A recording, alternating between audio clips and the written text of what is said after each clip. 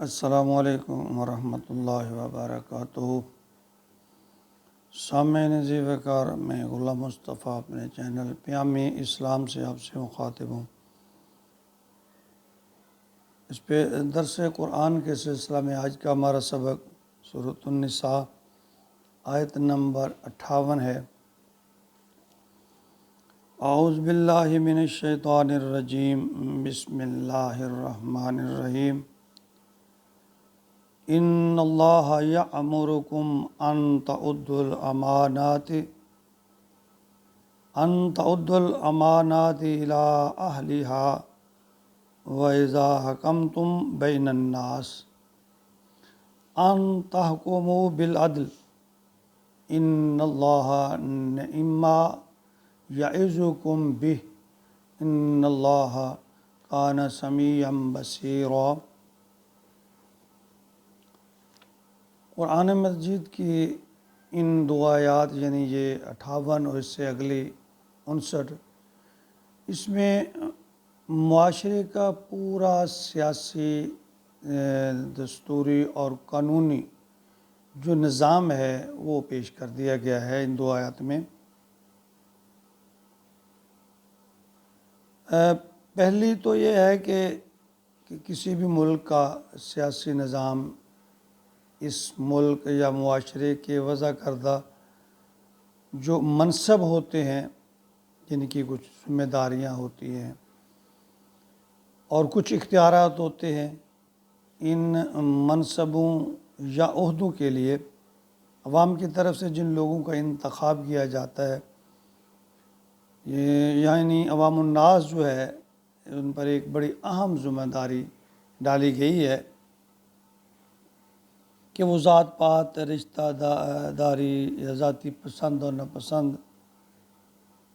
کو سے بالا تر ہو کر کسی دھونس، دھمکی، لالچ وغیرہ ان میں آ کر اپنے جو ان منصبوں پہ آنے والے لوگ ہیں ان کا انتخاب جب کرنا ہو تو وہ دو چیزوں کو مد نظر رکھیں کہ ایک تو ملک اور قوم کا مفاد اور دوسرا اسلام کا مفاد۔ یعنی یہ رائے لوگوں کے پاس امانت ہے، اس میں بددیانتی نہ کی جائے۔ ذرا ان آیت کے ترجمہ کی طرف آئیں۔ ان اللہ، بے شک اللہ، یأمرکم حکم دیتا ہے، ان تعدوا الامانات، کہ امانتیں دے دی جائیں، الی اہلیہ، جن کے کوئی اہل ہیں، یعنی جو اہل لوگ ہیں، جو جس عہدے کے اہل ہیں ان کے سپرد امانتیں کر دی جائیں۔ یعنی اللہ یہاں حکم فرما رہے ہیں۔ وَإِذَا حَكَمْتُمْ، اور جب فیصلہ کریں، بین الناس، لوگوں کے درمیان، یعنی وہ لوگ جو ہیں، اور جب وہ لوگوں کے درمیان فیصلہ کریں، ان تحکموا بالعدل، تو وہ فیصلہ کریں عدل کے ساتھ۔ یعنی پہلی بات اللہ تعالیٰ نے یہ فرمائی کہ اللہ تمہیں حکم کرتا ہے کہ امانتیں ان لوگوں کو، یعنی عہدہ یا منصب پر جب لوگوں کا انتخاب ہو تو جو اس کے اہل ہے اس کی سلیکشن کی جائے، اور پھر ساتھ ہی فرما دیا کہ یہ جو لوگ ہیں جب ان کی سلیکشن ہو جائے ان کو عہدہ یا ذمہ داریاں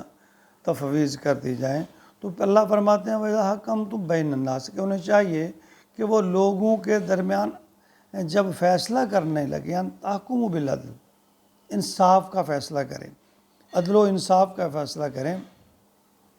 یعنی عدل و انصاف میں اسلامی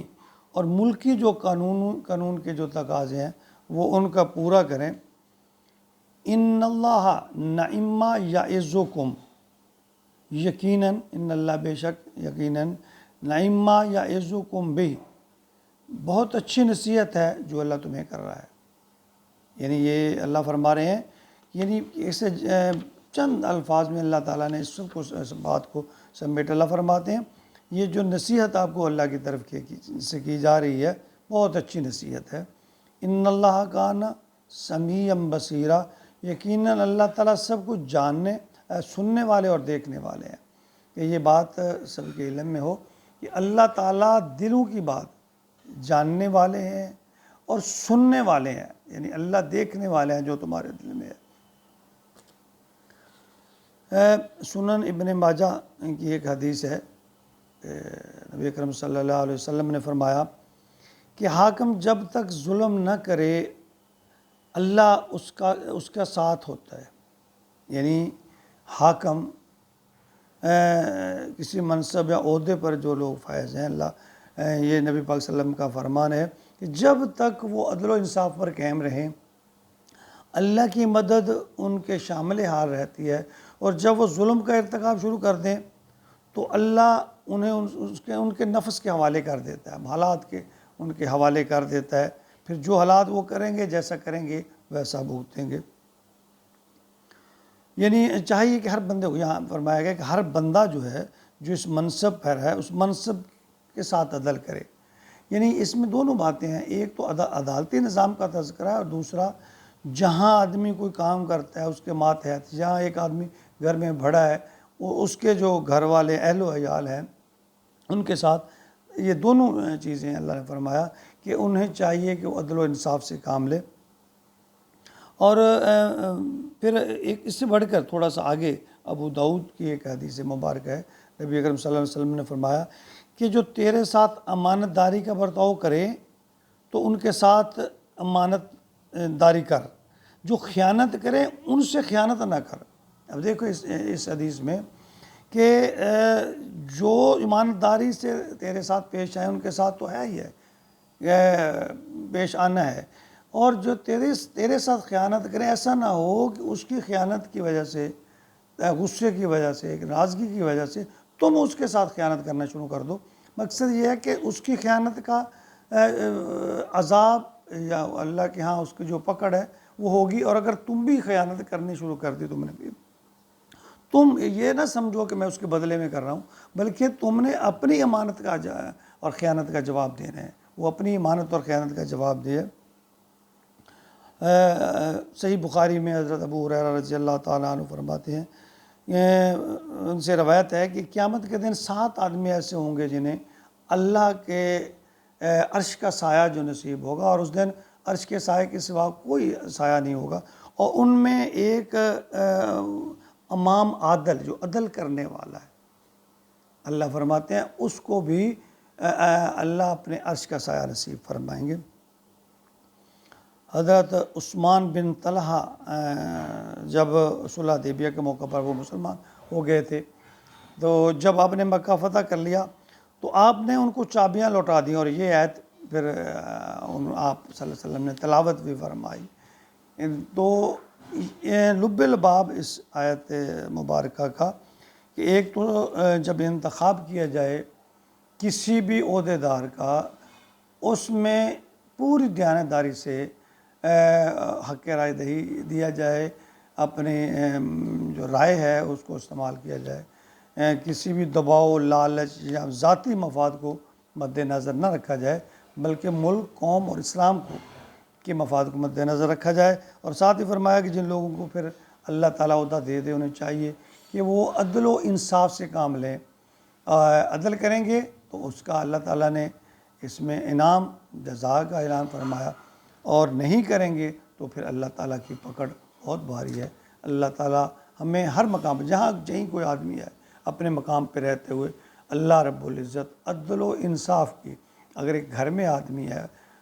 رائی ہے، اس کا خاندان ہے، تو اس کا سربراہ ہے، اسے وہاں عدل و انصاف کرنا ہے۔ کوئی ادارے میں کام کر رہا ہے، سربراہ ہے، تو اسے وہاں عدل و انصاف کرنا ہے۔ عدالت میں بیٹھا جج، قاضی، وہ عدل و انصاف کرے گا، جب کرے گا تو اس کے لیے اللہ نے جزا کا،